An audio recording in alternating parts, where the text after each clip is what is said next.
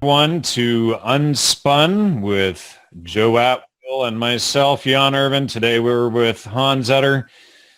This is episode number 25, and we're here to discuss basically what is the conclusion to the series, the latest series that Hans and I have been doing on the secret history of FM radio.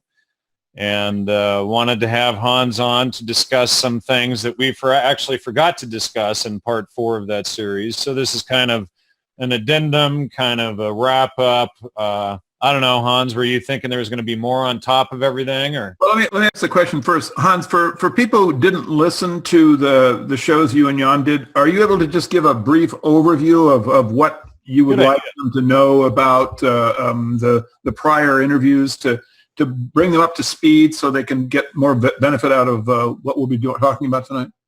Yeah, certainly. So that series was something that came about because Jan gave me a number of MP3s, Jim Ladd, History of FM Radio.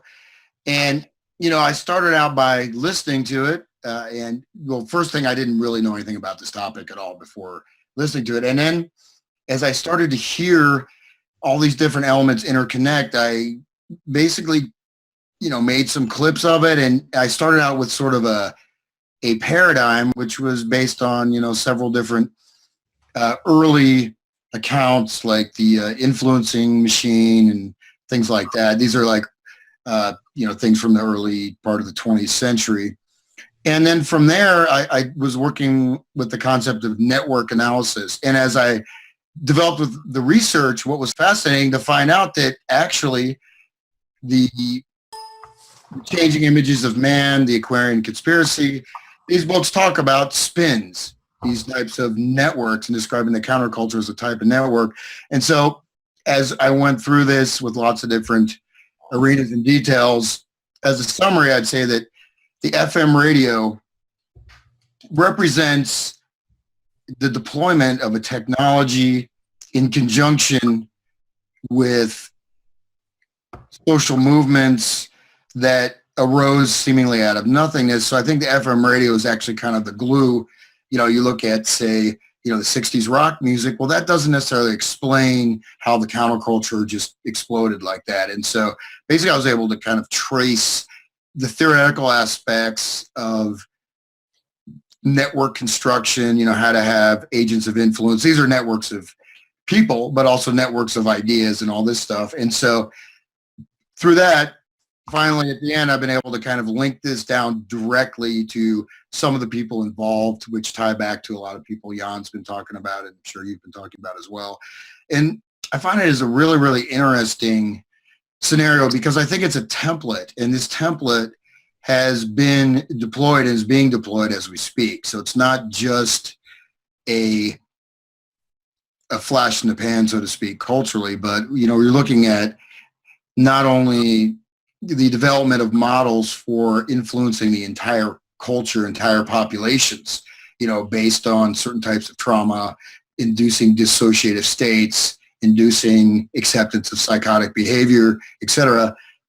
But I found that it's the technology is part of it. Again, at the same time with most of these things, most of the people involved have no idea what's happening, or they're excited, or they believe in the quote unquote revolution, whatever it may be. But it's an extremely interesting and powerful phenomena, because if you look at the FM radio as sort of a barometer of the population, you can trace it from the shutdown, so to speak, from the buildup of this independent radio, this free movement, to corporate controlled, absolutely controlled playlists. And then that exactly ties in today, where we basically have, wherever you go, you're going to hear the same classic rock songs drummed in your head like this endless mantra. So even if you like a song, eventually, if you're cognizant, you're going to grow to hate it. So I think it really shows the face of our culture today, and it's basically the starting off point for the widespread deconstruction and manipulation, recombination, mutation of psychological, social, cultural norms, relational systems, etc. So I guess that's a sort of a brief summary. Yeah, I have a question. In Britain, EMI, which basically brought the Beatles to America, they were the recording studio, and I believe their actual album label had come from British intelligence during World War II. And if you look at, like, for example, the Grateful Dead, you see individuals who had training background in sound engineering. Can you basically trace FM to a particular background in military intelligence, or what do you think lay in back of it? Can you identify the group at all? Well, FM radio itself, again, it's a technology, right? So as a technology, it was something that there was resistance initially because you have the television owners, you have people like Frank Stanton and Sarnoff at RCA. So Armstrong, actually, who was in the military, so the guy that invented FM radio was in the military. And, you do see Brigadier General David Sarnoff, so he was also psychological operations. You have Army radio, Army radio units and stuff like that. So basically, a lot of the people, sort of the founding people, at least on the technology side, were involved in the military. You have some of these laboratories, RCA laboratories, doing quasi-governmental research. So the technology, radio itself was one of those technologies that was reserved for the military until it was, allowed for the population at large. And, you have the birth of the radio. But in fact, the technology represented, I'd say, really a major shift in the consciousness of human beings. I mean, it was, people would forget, but the fact is that long distance communication, real time, well, not necessarily communication, but I mean, you're getting a voice. You can broadcast a message to, millions of people at the same time simultaneously. So it was a major, major factor in so many different, areas, arenas of different types of social development. One of the episodes, I looked at negative intelligence, which was something where basically organizations were infiltrated and influenced. And so a lot of this did connect with the radio, right? This is more in the 20s, 30s, 40s. And you have the development of the psychological image. Say FDR was a master of the radio because he utilized the radio to bring people together, to create social consensus. And you have, we've talked about the Princeton Radio Project, but the big discovery out of the Princeton Radio Project was not only that listeners have their own demographic bases, but you can actually shape and create new social configurations through the media, right? You can create these, as Benedict Anderson said, imagined communities. So you have this medium, and from these you develop society in certain ways. You can shape it. At the same time, with the radio, you have a loss of people playing music at home, right? You have a loss of the community. There's a lot of people that used to play music, at home, amateur musicians or whatever, and then suddenly the radio, not only you can listen to it, but at the same time, the quality level, you have very high level, skilled musicians, and suddenly, Uncle Dave doesn't sound that good anymore. So let's just listen. One thing we should point out as well is that this was a time when people gathered around the radio, as a family together, in the middle of the home or wherever, and would listen to the nightly news, the nightly broadcast, etc. So this, for the first time, this broadcast coming into the home became essentially the community that used to exist in the town square previously, if that makes sense. No, absolutely. I mean, that's exactly what it was. And at the same time, you have this intimacy, right? So this was studied quite a bit with what makes someone's voice authoritative, how to communicate in a certain way, what type of language, what type of speech modulation, how to break up, segments of the program, people's attention spans, how that can be modified or manipulated. This is all pre-World War II or even during World War II. And then, you have, this basically keeps evolving. And so, I mean, the FM radio was something, though, that, Armstrong, when he developed it, he ended up marrying the secretary of David Sarnoff. And Armstrong was one of these guys who was sort of a scientific genius, kind of socially inept, et cetera. So he ended up, quote unquote, committing suicide, jumping out of his apartment building, 30 floors down or whatever. And the technology was being suppressed by RCA because of the television.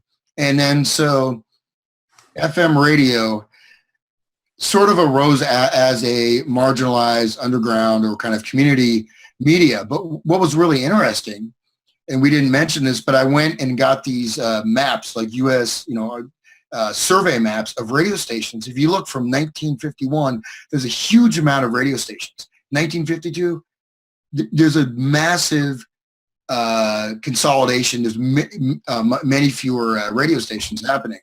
But I want to say another thing, though. Not only is it the family event, but you have with Orson Welles, you have his actually precursor to War of the Worlds, which is called Air Raid, which is not that well known about. But Air Raid was just like War of the Worlds, except it wasn't science fiction. It was like there's air raids going on. This is pre-World War II. Wasn't that, I believe that was Archibald MacLeish that did Air Raid. Orson Welles actually was involved in it. Yeah, okay. So, yeah, and Archibald MacLeish was the librarian to the U.S. Library of Congress at Wasn't he Skull and Bones? Skull and Bones. He was writing back and forth in that letter that I pulled up last week from Ernest Hemingway regarding Ezra Pound's lockup at St. Elizabeth's Hospital. That talks about Archie and that's Archibald MacLeish. That's this same guy. Yeah, well, I mean, at least based on my sources that are more like kind of academic and detailed about that, Orson Welles was, heavily involved in air raid. But with these things, as we talked about War of the Worlds, you have the fact that the media can construct events that don't exist. They can create events in the minds of listeners. You start to create this sort of virtual plane of the world. The world is seen through the lens of the media, and these events or these socially resonant situations create sort of a collective mindset or a collective, emotional state. So if you're looking at large scale populations and you can say, well, with plus or minus variance, we can have 65% of the population experience fear or terror from this. That's a huge advantage because there's really no way to do that before. I mean, if you had a scare, it would be like, an invading army comes into your city. You know what I mean? It wasn't like you'd hear this thing on the radio or then later watching on television. So, and that's certainly a template, say, for example, with all of our plethora of events, terrorist events, et cetera. So that's another important part of it. But even more so than the terror is this construction of an artificial world that people are attuned to, that they feel they're part of. Sure. Perfect mind control situation. The morning talk show. Yeah. Can you discuss, Hans, how this becomes the internet? Well, the internet that's kind of a big question because in terms of this being the internet. Well, what are the similarities? How did this begin? How was FM the precursor to the internet? Yes, it was. I would definitely say that. The FM radio, I mean, I would have to go step back quite a ways to really answer that in detail because, you have the development of the idea of a society that's in a constant state of trauma, right? And there's different stages to that trauma. But at the same time, growing out of that, you have this literally 1975 talking about the wired culture. Wired in. Everyone is connected to an electronic media, which sort of predates the internet, like exactly what we have now, and describing the third state of the process of cultural trauma is dissociated state, where the individual becomes a network. The individual becomes the entire society, in that the entire society is taking place through these electronic media, and they are essentially, each one is sort of a node of this society, but in fact there's no longer any real relations or connections with people, and the entire connectivity comes through that. And so FM radio, I mean, in terms of being like the internet, I mean, this relates very heavily to how it was used, at least initially, in terms of the counterculture. So prior to that, I want to stress it was used primarily educational broadcasting. You have foreign language shows. You have, some kind of Baptist, small time, church show or whatever. So it was pretty much a very local type of phenomena with not really that much reach for, the general population. So just like, kind of just like community television or whatever. But then starting with the Pacifica radio stations and with this development of quote unquote underground or freeform radio, you have, as mentioned, you have like people like Allen Ginsberg and showing up on the radio in the 56, 57. So a lot of the progenitors of the counterculture were already in the major centers of New York City and California, in fact, all the way up the West Coast, were involved in these radio stations where people would call in. So I don't want to jump ahead too much, but for example, one thing that I discovered and we talked about was that the really revolutionary side, quote unquote, of the 60s, a lot of these mass events, whether it's the Longshoremen's Ballroom, where you have these gatherings of freaks, the human being, you have the fly-in, all this, a lot of this stuff was organized directly on the radio. So radio, they were able to create events. Bob Fast with Radio Unnameable was able to bring thousands of people. They had something called the clean-in, where thousands of people went and started scrubbing the streets of New York just based on listening to the radio and calling in. So in fact, it was used as a real-time networking thing. And in fact, the Chicago riots at the Democratic Convention were organized on the radio. And in fact, that was their command and control center, was the radio station. So in a sense that it was like the internet, in that people were calling in, people were talking to each other. They were creating events that weren't happening. They were stimulating people to go out and do things. At the same time, there's a direct linkage between the founders of freeform radio and the foundation of the Yippies, Abby Hoffman, Jerry Rubin, etc. And so these disruptions, give an example of when, from the Bob Fast's show, he got a bunch of hippies to show up at Grand Central Station and totally disrupt everything, create all this social unrest and, basically run havoc just by, summoning people through the radio station. At the same time, it created this sense of connection. So people would call in the station and talk about people, they would do things for the community. Someone's car would break down, they'd fix their car or whatever. But so in that way, it certainly, it connected with the internet, and there's other ways as well, but I'll leave it there for now. All right, so there were a number of things that you thought to discuss after we finished the show the other day. Why don't we dive into a couple of those now?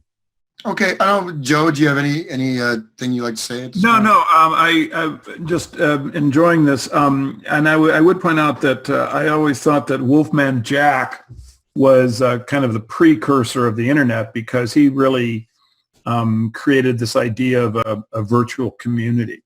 I can remember all across California where his station would reach, everyone was basically talking like the Wolfman and had a particular vocabulary that we shared that was concerning him. And so that is your connecting the internet into FM, I think, is really apt. And then just the other little piece of symbolism, I think, is useful to know, because it identifies the malevolence. RCA, you mentioned RCA. RCA has as its symbol the dog listening to the phonograph, and underneath it are the words, "His master's voice." So I think you can see the once you place this in the context of the malevolence which these people have, I think you can sort of see the humor there, and it's not very funny to the people. But anyway, those are just my comments. I didn't want to slow you up. Let's go on to these subjects. Okay, but I wanted to mention that, well, HMV, at least in England and Europe, HMV actually stands for His Master's Voice. This was the first record label in the world. And with all this the radio. So HMV, and it stands for HMV, His Master's Voice. Right, and just Elvis Presley would wear a buckle that had the logo and the words "His Master's Voice" whenever he was on stage. So yeah, and it's interesting that the I guess the surface meaning, because I've actually never thought of that until you mentioned it, but the surface meaning was that the fidelity was so clear that the dog would hear its owner. And right, yeah. But yeah, His Master's Voice. And just to kind of jump back in time a little bit, this idea of, I mean, I mentioned that the influencing machine, there were certain people that that were getting very disturbed by the radio. They said they were hearing voices in their head. They said that there's this invisible network of control that's developing, and this was branded as a type of psychological disorder.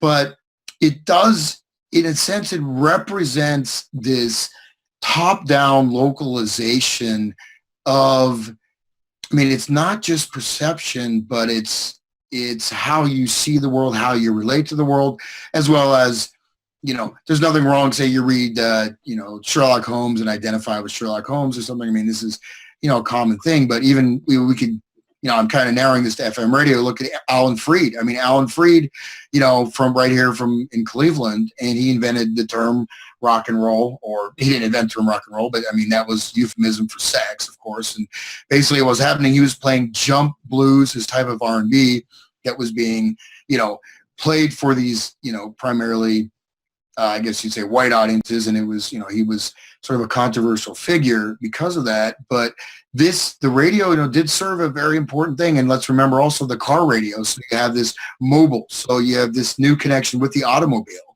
And you have this kind of this externalized identification with this metal. And, look at car advertisements. It's not just, they're not selling a car. They're selling an image, an attitude, a way of life, but you're actually sort of identifying yourself. And there's a term, the transitional. They're selling sex, and the radio in the car was a huge part of that. And you could have sex in the car. Exactly. That was the fantasy. It was very common. I mean, it was basically a new level of pornography, I think. They were attacking the imaginations of the youth. So... It was the first time that teenagers, that the youth actually got to get away from the house without a chaperone. Right. It was the beginning of the end of the culture that had physical contact, where the families all knew each other. They were restrained by their physical ability to move, so that a million years of evolution was still, creating some community. And then suddenly, with both the car and also with the change to the suburbs, where you started having, cookie cutter houses and long drives, and the whole, as Hans has said, the atomization of the community was well underway, by the time you get to Wolfman Jack. Well, that's exactly right. And that's a great point, because the suburbs themselves were designed as automobile suburbs, right? They were designed for people not only to facilitate owning a car, but to force you to own a car. Exactly. Right? Exactly. At the same time, you're fracturing the social fabric of integrated communities. You introduce you could say the culprit, right? You demolish public transportation systems. So you've gotten into that whole thing, which was done, by these illiterate brothers that just went around and bought up all the local public transportation stations and trashed them. Of course, they were working as front agents to do that. At the same time, you do this atomization, and the very thing that's creating the atomization is your vehicle for freedom, right? So look at the sort of cognitive dissonance. And then, of course, you have the beat movement, and the beat movement was absolutely tied with this idea of mobility, driving on the road. On the road, Kerouac's road. Exactly, yeah. I mean, so as I look at this, I just see malevolence and organization. and of course, weaponized anthropology and weaponized technology. And if I can just interject before you go on to your subjects, I was just wondering, you have done a really good job, Hans, in detailing the technology. I've learned an awful lot listening to you, and I'm wondering, has there been insights into the identity of the organization that is developing the technology through your work? Well, I mean, the development of radio technology, I mean, this, you have like Tesla, Marconi, you have Armstrong, again, and yeah, the people that developed them, like I said, Armstrong was, in the military, he was an inventor, but you have these various laboratories, and I mentioned RCA Labs, and there's other ones, and so you have these places where there is cross development of technology as well as media and entertainment. Of course, we can talk about Laurel Canyon. And so, I mean, and then if you get into cell phone, in fact, I can kind of, I was going to hold off on this until a little bit later on, but I mean, I can jump into just a very interesting article that I pulled up in the course of my research. Is this piece from the Palo Alto Laboratory, right? And I'm sorry, Los Alamos. It's from Los Alamos Laboratory, and it's an article, scientific paper on the Grateful Dead at the Los Alamos National Laboratory. And it seems kind of odd that you'd write a paper on the Grateful Dead, and this is a Grateful Dead analysis. What year is this? This is from, I think it's from the 90s. Where is the year on here? I didn't mean to give you a sidetrack here. If you don't have No, I'm looking at it. Let me see if I find a date. Well, this is a perfect follow-up to, because we covered the Grateful Dead last week on UnSpun, so this kind of ties both shows and everything together. Yeah, it's definitely, it's talking about internet and Last FM, so it's a pretty recent paper. I don't see the date here, but again, this is an interesting paper because you don't expect people. You have Marco A. Rodriguez, CNLS, and T07. I'm not sure what that means, Los Alamos National Laboratory. Vadas Gintadas, CNLS, and T07. What's T07? I know that's a classification number. I'm not sure what that is. But so the Los Alamos National Laboratory, it's interesting that this is under the auspices, the Center for Nonlinear Studies. So nonlinear studies, and this relates to exactly talking about networks and stuff. And one thing that with the radio we got into quite a lot of detail was that when you have these types of network, we talked about like Stanley Milgram, and his stuff. You have the whole how one person, you have information, how you can deploy specific agents in key locations and transform. You can have certain agents acting, quote, maybe change agents, you'd say, in different areas and change an entire group of culture. But what was interesting was, and then the Center for Embedded Network Sensing. The Center for Embedded Network Sensing. Oh, God, that's awesome. So this paper, which is kind of interesting. So, this is 10 years after the band's dissolution. So that gives the thing. It says the Grateful Dead's repertoire had included over 450 songs, which maybe it did. But so in concert, all these factors came together to ensure a unique experience for their fans each and every time. Perhaps even more astounding is the dedicated that their fans, known as Deadheads, had to their music. A typical Deadhead was not a passive consumer of recorded studio albums, but an active concert goer that traveled with the band from concert to concert, city to city, and country to country. Some 10 years after the Grateful Dead disbanded, their music is still heavily listened to, as evinced by statistics gathered from the popular online music service known as Last FM.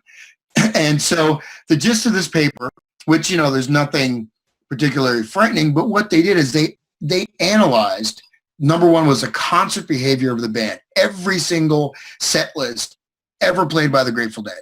They analyzed that. And then they compared the listeners' listing behavior in terms of the order of songs they listened to, how that tied in, purchasing behavior, algorithms to predict the listener's behavior, relationship between concert and usage behavior, correlation, between this, and they did this with the 40, there's some other kind of weird stuff in here, but okay, 40% or so. But anyway, so this is done by the Los Alamos Laboratories. And, if this was done by,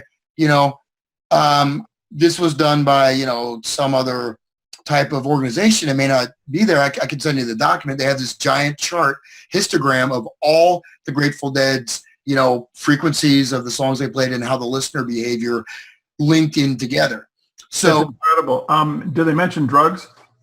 No, not at all. It's like a 5-page paper, but there's a huge amount of research because they have, the big charts. Sure. I mean, so they went through all the data of the listeners, but you look at embedded network, centers. I mean, this article has like 4 citations, but I would bet that they basically just pulled up research that they had been doing for 30 years with the Dead. That's why this paper was able to be created, is because they were probably studying it from virtually the acid tests on, since the Dead was their avant-garde, and so they would want to refine it in terms of the technical weapon that it was. But why, just again, I pose a question, why would the Los Alamos Laboratories? Who knows? Hopefully it isn't, suggestive of what the band is going to end up as, I have no idea. My comment off the top of my head is that you've referenced just too much technical details for this to have been just, conjured up in a few hours of research. That represents a massive amount of surveillance and technical research into the band by some government organization. I mean, it just, you couldn't be doing that otherwise. And so, this just goes basically hand in hand with the stuff we showed last week, which basically placed the Dead inside, the development of the counterculture as a kind of avant-garde weapon. Yeah. Well, I mean, one thing, you talked about there's so many different threads here, but even talking about the development of, the LSD culture going back to, Aldous Huxley. Sure. Gerald Hurd was a very important person in that, but actually a lot of the people that developed the LSD culture, the acoustics, were people that were engineers that started taking LSD and they suddenly kind of went off the deep end and started doing that. But at the same time, there's a mythos is that all the great computer geniuses like Steve Jobs, et cetera, were all dosing when they had their visions of their new computer project. And so now there's a big thing in Silicon Valley where everyone's into microdosing. Yeah. So taking microdoses of LSD. And maybe that was started by James Fadiman, who married Dorothy Fadiman. Dorothy Fadiman was Ken Kesey's girlfriend and one of the merry pranksters. And James Fadiman did the last legal LSD studies in the U.S. And then he has been promoting this whole microdosing thing, and they've been ramping it up. And, of course, what they don't tell you is the underlying ties behind the scene with each of these guys that we've been exposing in my shows with Steve Outram, and how they are manufacturing this. I mean, sure, you might have some situations where there is increased problem solving, but I think in general, being a high, whether it's microdosing, tenors, whatever Fadiman wants to call it, it's overall it's not going to have some gain that they're trying to sell it as. I mean, look at classical art versus modern art, and we went from real masterpieces to someone like Duchamp, signing toilets and passing that that crap off as artwork. Yeah, I don't believe it for a second. I think that this is just a meme that they've created. It's sort of like Terrence McKenna talking about the heroic dose, of whatever drug, DMT or some such, and then his brother commenting that he never took it. So basically, they put these ideas out there. That well, he did do it. He didn't take it after '89 or something like that. But there's even a video out there of his brother slandering me. Right. Well, anyway, I wanted to be accurate on that. But my point is that when they get this idea out there that the Silicon Valley guys are microdosing, this is just another way to get drug use to be basically acceptable and normalized within the culture. That's what it does.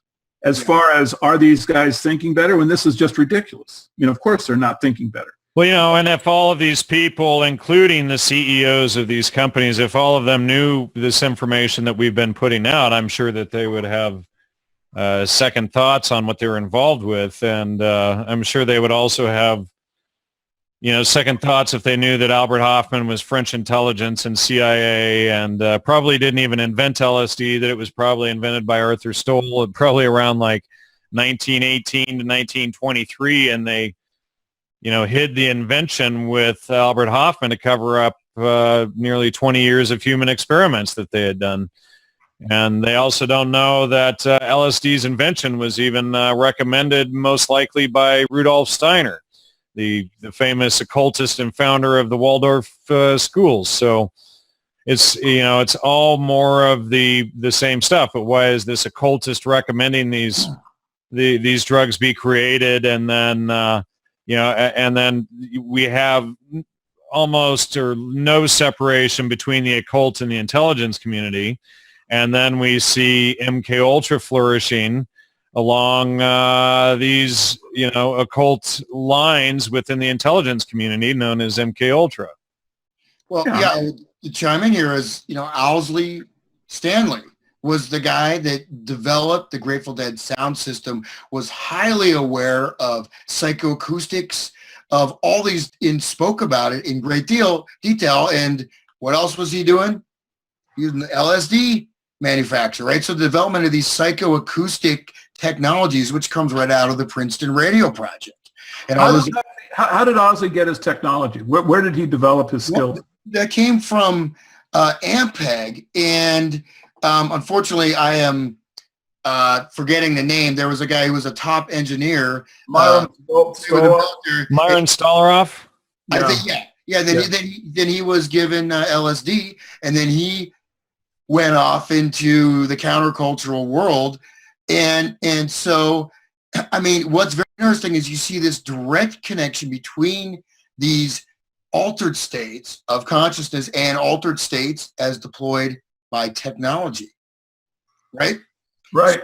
It's quite interesting in that the whole the whole process, you see all these interconnections that just kind of keep going.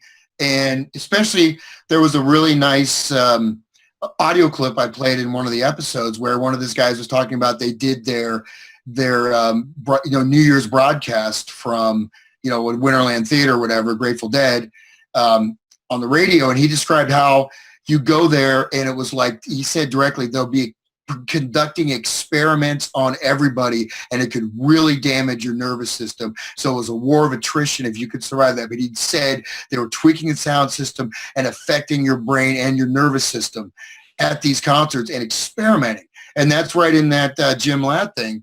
And so, but at the same time, I'm jumping around a bit, but as I kind of like this kind of, holotropic thinking, because I think sometimes you can inform ideas in different ways. But, so the development, not only the technology, the medium of the technology, but at the same time, the mythologization of this era. Now, notice how this era, which was how brief it was. It was amazing. And we talked about episode before last how they passed this rule that they could not duplicate the broadcasting. So all the AM radio stations had to get all new material for their FM radio stations. This coincided right with the Summer of Love. This coincided with basically these radio stations being forced to give over their airtime because they couldn't. And at the same time, here's all of this new rock and roll. You have all of these new FM stations that are required to get new content for them. And so, hey, let's just throw this rock and roll stuff on. Yeah, and that's such an important point. Can you just go over that a little more detail so the listeners can really understand what happened? Because there was this basically schism that they created that, as Jan is pointing out, that was done to promote the new culture that they wanted to implement. Oh, well, yeah, we have this, this idea. I mean, we can go back to, the juvenile delinquent with the film Blackboard Jungle. But compared to what happened in the 1960s, that's actually small scale. You've always had kind of rebellious teenagers, prodigal sons, but you have this rupture, not only between adults and children. You have this shattering, the 1963 Kennedy assassination. You have also the fact that they basically shut down most of the music and had, Pat Boone, 1960, as I've talked about before, all the rockers, the first generation, were either killed, put in jail, whatever, and they shut down rock and roll. And so you have this very watered down or teenage music or whatever, and then suddenly you have the Beatles, coming out. Okay, but then this goes, look how quickly this goes in 3 years. Okay, and then, but suddenly, how many people knew about LSD in 1966? How many people knew about it in 1967? How many people had become hippies? So becoming a hippie was not simply something where, okay, I'm going to wear a leather jacket and hang out, and sing doo-wop, and sort of, people growing up on, sort of rough streets in New York, I'm going to kind of act like I'm one of them, even though I'm in a suburb. No, this is like, you're completely rejecting the entire culture. You're going to dress in a Hans, what I'm saying is that, that with the doo-wop and the 50s bubblegum music and all of that, they couldn't market a drug with that. So what you have is from the late 50s, early 60s.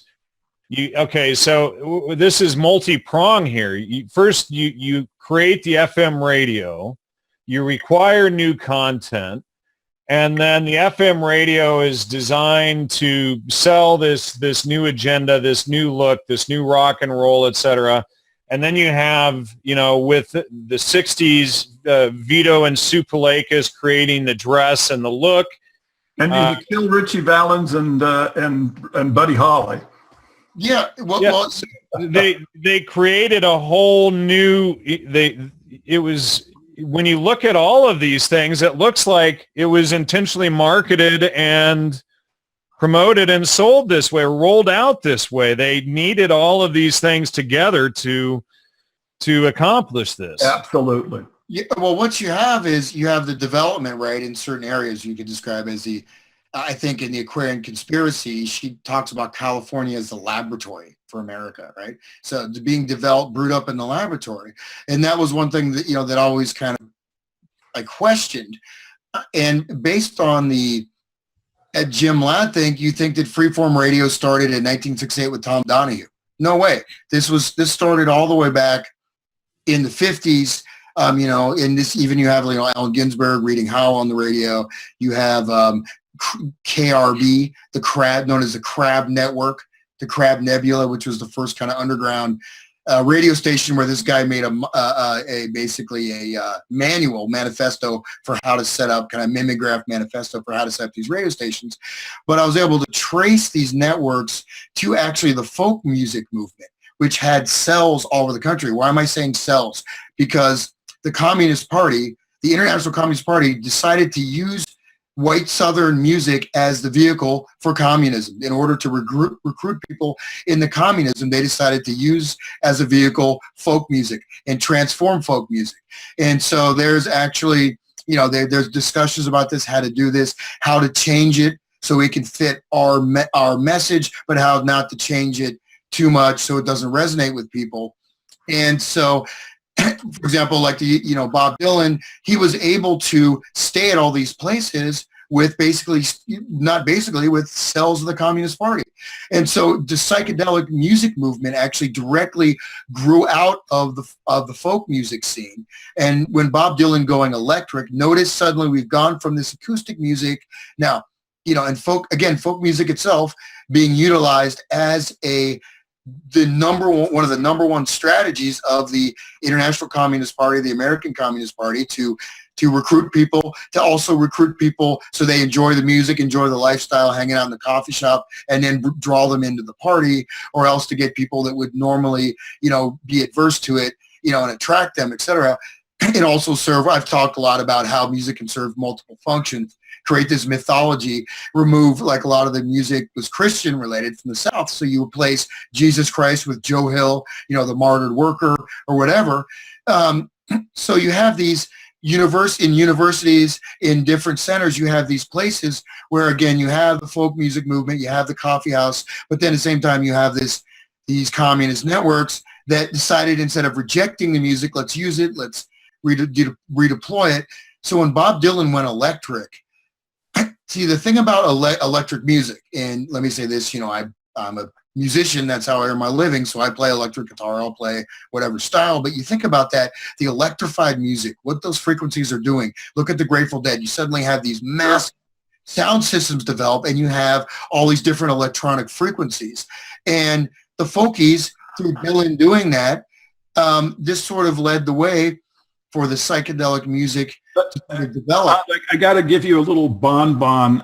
It's because I'm written an analysis of Puff the Magic Dragon, and somebody just wrote me about Puff the other day. That's funny. We're already tackling it. Anyway, it's not about drugs. But anyway, I just wanted to give you this little bonbon. It was actually written by a guy named Lenny Lipton, even though it's popularized by Peter Yarrow. He was Peter of Peter, Paul, and Mary. He was at Cornell with Lipton during the MK Ultra era, though there isn't any way to connect them directly to it. They were there at that time. But what is fascinating is that so Lipton wrote this song, Puff the Magic Dragon, was close friends with Peter Yarrow, Peter, Paul, and Mary.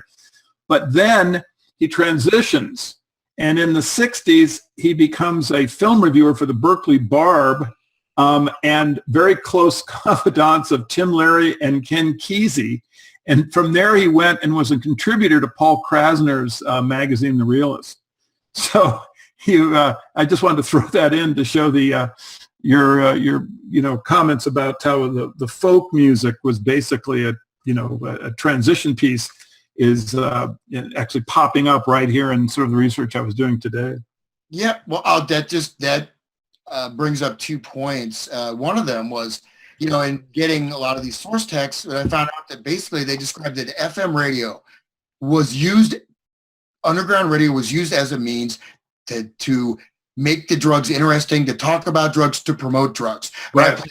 Timothy Leary's radio advertisements, but they describe it as, even if they weren't high, they'd act like they're high, or they were promoting the drug culture. At the same time, you have Ken Kesey driving around the country with the Merry Pranksters. At the same time, you have, the Longshoremen's Ball, where all suddenly out of the blue, all the freaks showed up, and I played a lecture that took place, it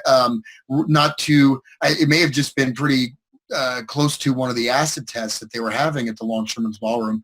It's actually, believe it or not, some of my family friends, and my dad's from Long Beach, California. But anyways, they had this lecture by the Esalen Institute, which was given at the Longshoremen's Ballroom, called The Poetry of Madness, which describes a psychotic or dissociated state as the vehicle for higher consciousness, as the vehicle for artistic expression, psychosis as the way to reach, Right. That was how they were. That's exactly right. They were promoting psychosis as a spiritual path. I would love to get my hands on that. The spiritual path, but the path of the better state to be. Right.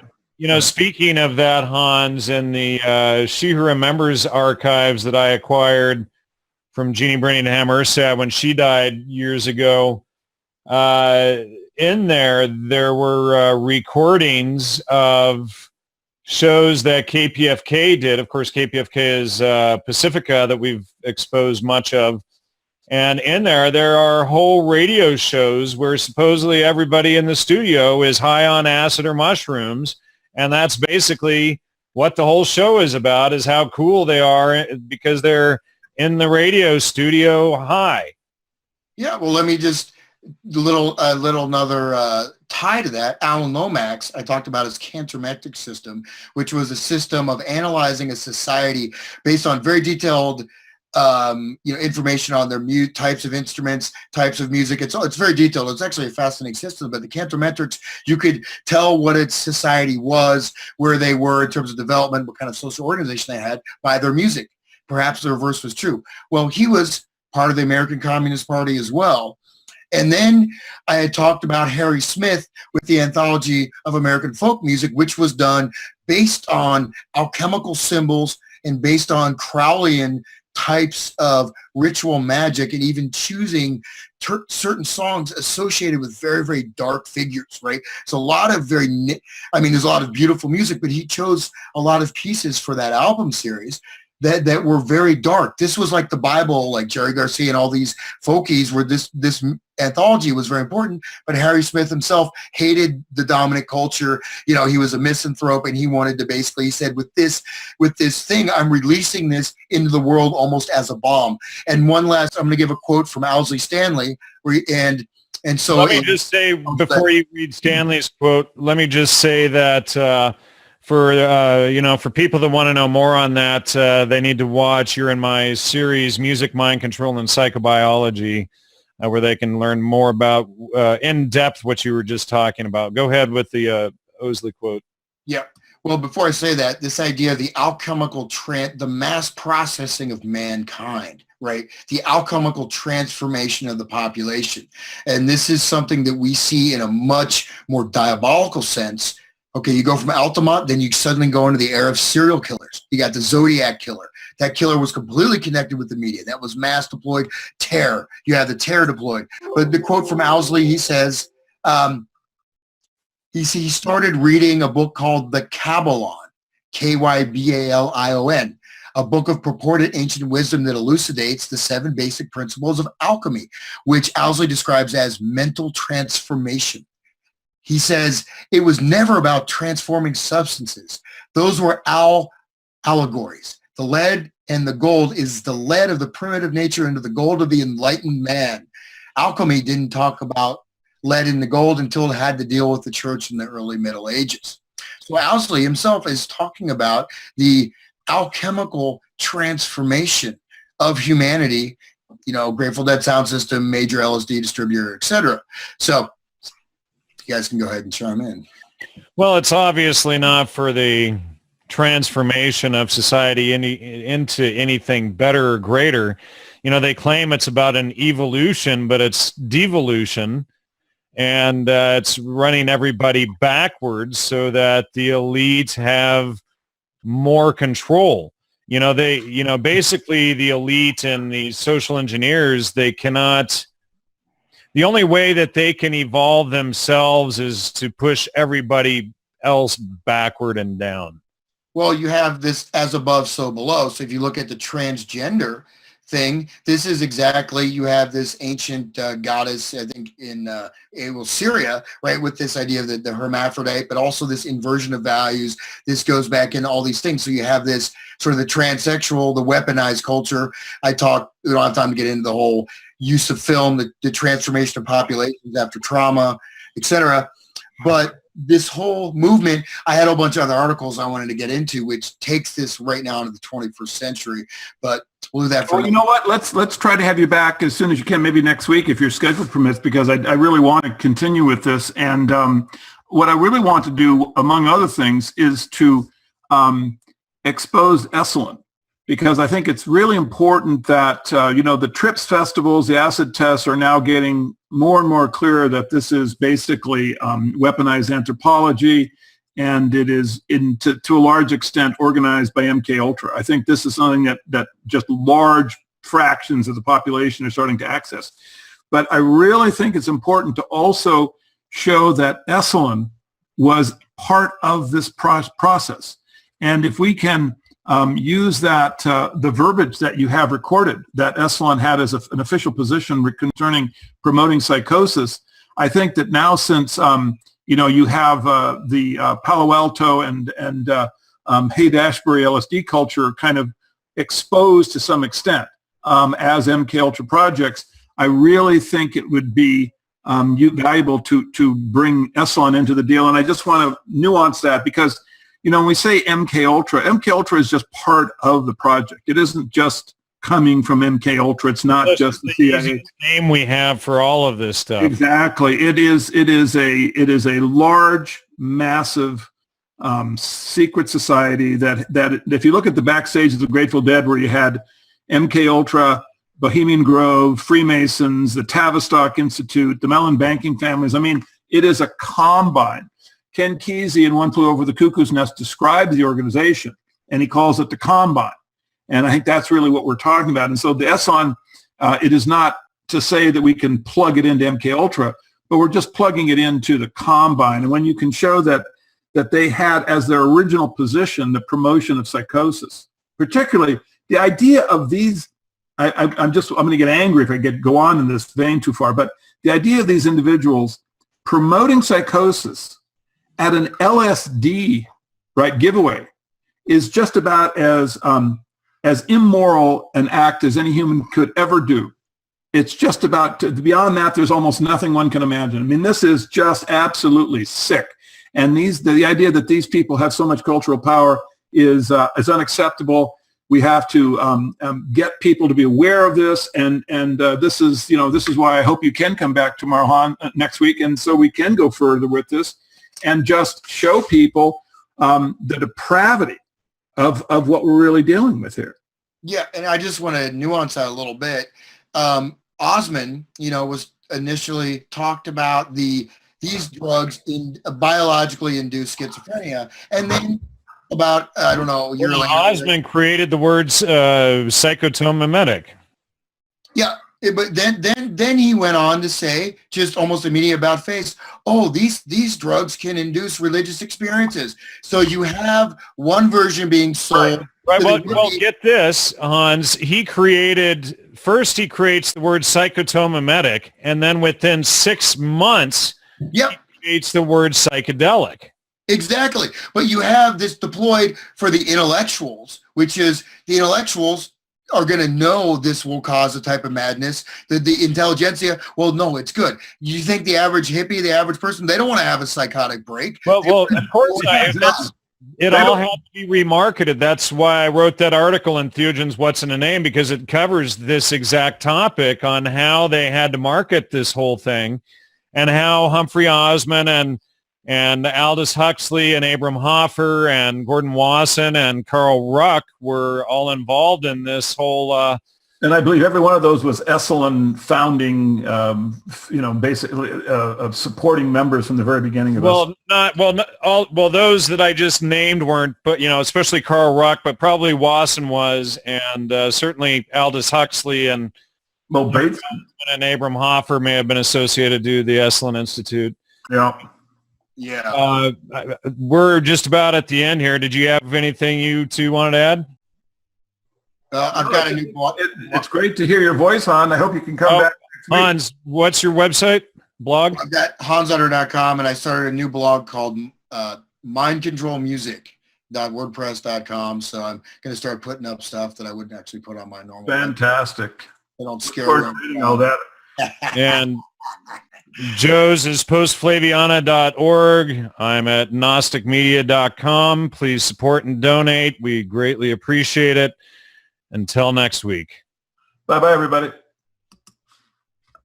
Thank you for tuning into CCN. This unique network is dedicated to free and independent media. CCN was created with the belief that information is the common heritage of all beings, which is why our live stream high-definition broadcast is easily accessible and free to view. If we want to change the world, we must first change the media. Having produced over 1,000 shows in 2015, which are all archived on YouTube, we look forward to bringing you more groundbreaking, cutting-edge information in 2016. For more information on what is on, please check out our broadcast guide for weekly updates. CCN broadcasts in multiple languages and features some key voices of our challenging times who are all in pursuit of a free, fair, just, sustainable world. CCN belongs to you, the people, and it is up to you all to keep this network on the air. Please contribute to the Network Support Fund or visit the CCN shop. We thank you all for supporting free and independent media.